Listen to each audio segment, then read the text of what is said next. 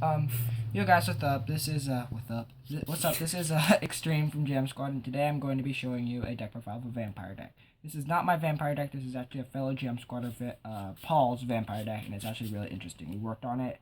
We came up with the deck profile, and he actually ended up building it, and it's actually really fun. Let's get started. For starters, we run 3 Vampire Sorcerer.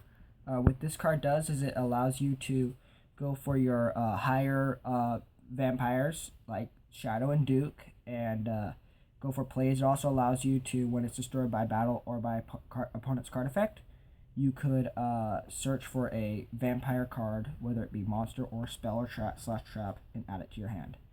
So yeah, this is basically your kind of considered your search engine. Yeah. Next, we run 3 Shadow Vampire and 3 Vampire Duke.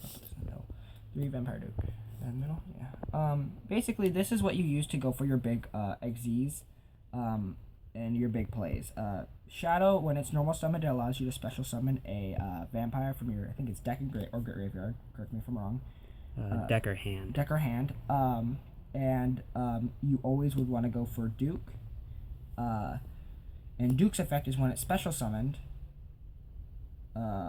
You get to do what vampires are able to have a unique effect of. You're allowed to declare a type of card, whether it be monster, spell, or trap. Your opponent then has to discard 1 monster, spell, or trap, whichever one you pick, from their deck into the graveyard. Now, for some decks, that might be considered really broken on their point, but ever since the new ban list, that Nekroz got hit, Cleese got hit. I know Skybase is still it, but I don't think Cleese are going to do anything.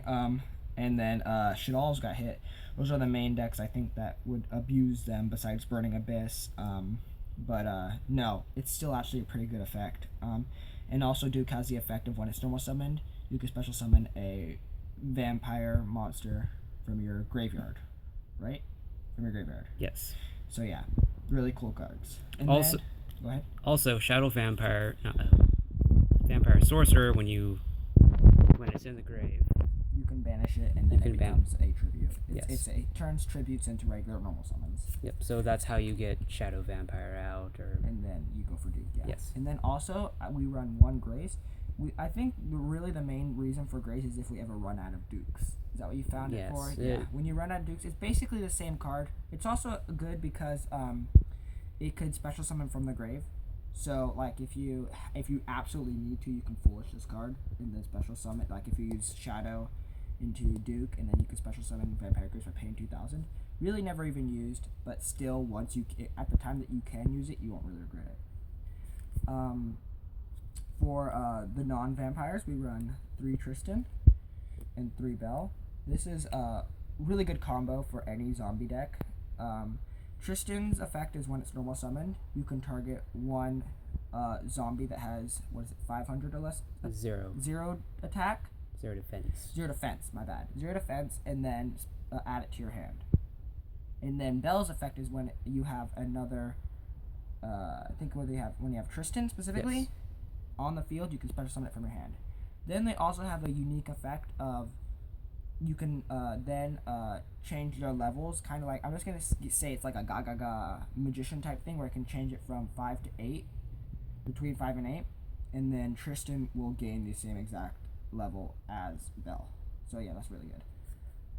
Next, we run 3 Unizombie and 3 Mizuki. These 2 cards are a match made in heaven. Unizombie, ever since Unizombie came out, a lot of people have actually been taking out Mizuki. I find, and we both found out that Mizuki works very well with Unizombie. Unizombie basically ditches Mizuki and turns it into level 4, and then Mizuki will special summon certain cards from the graveyard for either instant XYZ or an instant synchro. So yeah. Then we run 2 Zombie Master. Zombie Master is basically used to ditch cards like Mizuki or Sorcerer, so you can go for Unizombie or whatever you need to go for. And then lastly, for the deck, we run 1 Dark Arm Dragon, I think, and a lot of people would agree with me that when it comes to any dark type deck, you might as well just run a Dark Arm Dragon, especially zombies, since they special summon from grave, and you don't usually end up having 3, 4, maybe 5 in the grave at any given time. So yeah, those are the monsters. Scoop these up. So yeah, those are the monsters, and it's a really good lineup. For the spells, we run 3 Vampire Kingdom. Vampire Kingdom is really, I'd like to say it's essential with this deck because it's the only other card besides Duke and Grace that have the ability to get cards, to target cards in the deck to send them to the graveyard. This card's effect is whenever a card from your opponent's deck is sent to the graveyard, like say if Duke's effect activates or Grace's effect activates, you're allowed to then take 1 vampire card from your deck, preferably Sorcerer, and sometimes Grace. Send it to the graveyard, then target 1 card on the field and destroy it. Is it any card or is it a monster? Any card. Any card, that's broken. And it also gives them all zombie type monsters 500 attack boost. Yeah, so like if you don't have a zombie world, just run this in. It can actually help you sometimes. Next, one of the most essential zombie type zombie spells is Book of Life. Book of Life is probably one of the main reasons why zombies are still a thing is because of Book of Life. Book of Life allows you to special summon anything that you have as a zombie type from the graveyard, whilst banishing something else from your opponent's graveyard. And unlike everything besides Ritual Beasts, the banishing will help you, and it will hurt them. So yeah. Next, we run 3 MSTs. This is just used to pop pendulum summons. Like now that Scout's at 1, if you just pop that 1 Scout, there you go. There's your Klee deck. It's gone. And it's also if you go against like Burning Abyss that still has a back row, it's good to go against that. For the 1-0s, we run 1 Foolish Burial because you can ditch Mizuki or Sorcerer at sometimes. 1 Burial of the Different Dimension. Basically, we found that since Mizuki does banish, if you can get this at the right time, at the right moment, you can just send all the Mizukis back to the graveyard and then just use their effects again. A lot of people would say that this card makes the deck slow. I tend to disagree. And then Soul Absorption, just for Mizuki, I think. And then Sorcerer. And then Mizuki, Sorcerer, and Dark Arm Dragon. Yes. And then you can gain a lot of life points with that, so it's really useful. Those are the spells. For the traps, we run 2 Vampire Takeover. This is basically used for going for your Vampire Kingdom. It allows you to add your put your Vampire Kingdom onto the field zone, and then special summon if you have a vampire in the graveyard. You special summon the vampire from the graveyard, right? Yeah. In defense. In defense, which really doesn't matter. Well, I mean, it's defense. Yeah. Yeah. It doesn't matter if you have. You can go for plays off of that. Trust me. And then for the rest of the traps, there's just 1-ofs.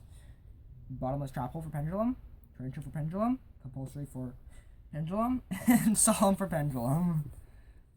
Basically, this deck is really fast, but when it comes to some Pendulum decks, I'd like to say that it can get really beat up because of the fact that it does send cards to graveyard. Like Vampire Kingdom, Pendulum monsters will just be sent back to the extra deck. So what you want to do is you want to stop them before they can even do anything. So yeah, this is the traps. Now for the extra deck is not done. We need like 1 or 2 more cards, right? Yeah, we need like 2. Other than that, it's done. It really does work. So yeah, 3 Bram. Now Bram is good, but we've always said that they could have done better with Bram. But Bram's pretty decent. Basically, it allows you to take control of one of your opponent's monsters from the graveyard forever. It's not an end phase, but they can only they can't attack. Wait, the turn they attack, they're the only ones that can attack the first turn. Yes. So when they are special summoned to your field, they're the only ones that can attack for that turn. After that, it's whatever. But then during your standby phase, like if this is in the graveyard, you can special summon it, right? In defense. Yeah. Yeah. That's self-explanatory. It's really good.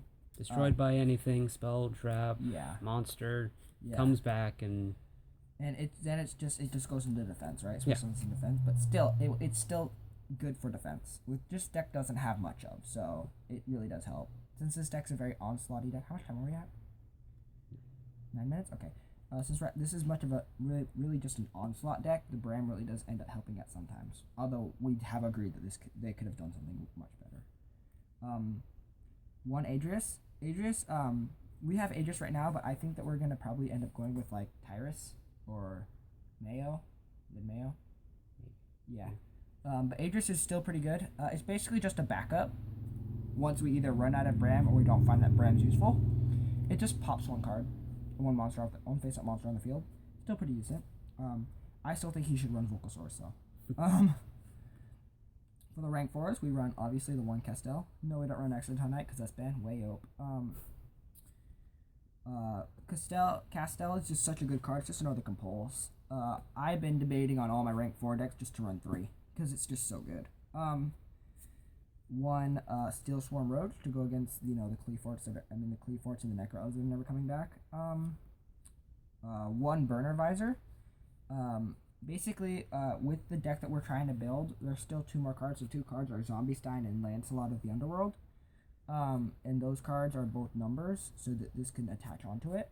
And it just makes it to where they can attack directly, and Burner Visor does end up helping at some points. Then we run one Jaja Cowboy. Get it? Jaja. Skagaga. This is just basically, we only ever really use this if your opponent has like 800 more or less life points than they lose. How many people have lost to this card? Leave in the comment below. Now for synchros, we run one Infernity Doom and one Void Ogre. Now, Paul always says that he ends up not having a lot of, he can end up not having any cards in hand. So he runs Void Ogre and Infernity Doom so that he can abuse off of that, which I think is a really cool idea. One Dark End Dragon.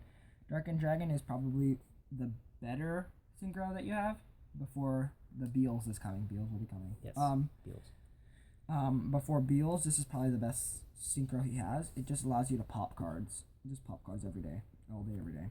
Until he runs out of attack. Yeah, well, still. You can then just put him in defense mode. Yeah. Which is a 21 defense. Wait, does he lose defense and attack? Well, still, you just put him in defense mode. Scrap Dragon, for if you get that Mizuki or that Sorcerer, you can just pop it and then just use it to pop a card. Or when you get Beals. Or when you get Beals, you can just loop with them. And then one Stardust, basically for destruction negation. This is the deck profile. Hope you guys enjoyed it. Leave a like, comment, subscribe, comment on the deck to see if you think it's a good idea. If you have any suggestions for the deck, we're free to suggestions. If you ever have anything that you want to say, tell us how bad our decks are.